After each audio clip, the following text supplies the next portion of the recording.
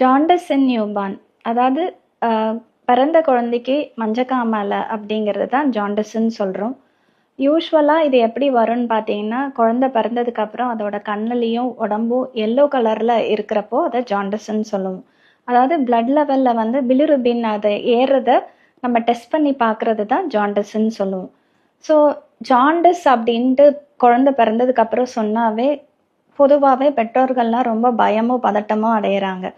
இதுக்கு நம்ம பயப்பட தேவையில்லை. பிகாஸ் ஃபிசியலாஜிக்கல் ஜாண்டிஸ் அப்படின்னு ஒன்று இருக்குது. அது என்னன்னு பார்த்தீங்கன்னா, குழந்தை பிறந்து 2லேருந்து 5 நாட்கள் வரைக்கும் இந்த ஜாண்டிஸ் இருக்கும். அப்புறம் அதுவே தானாக சரியாக போயிடும். பிரெஸ்ட் ஃபீடிங் ஜாண்டிஸ் அப்படின்னு ஒன்று இருக்குது. அப்படின்னா என்னென்னா, அதாவது சில டைம் குழந்தை பால் கம்மியாக குடிக்கிறப்போ நமக்கு இந்த ஜாண்டிஸ் வரலாம். அதை எப்படி சரி பண்ணோன்னா, ஃப்ரீக்வெண்ட்டாக நம்ம பிரெஸ்ட் ஃபீடு பண்ணும் போது இந்த ஜாண்டிஸ் சரியாகும்.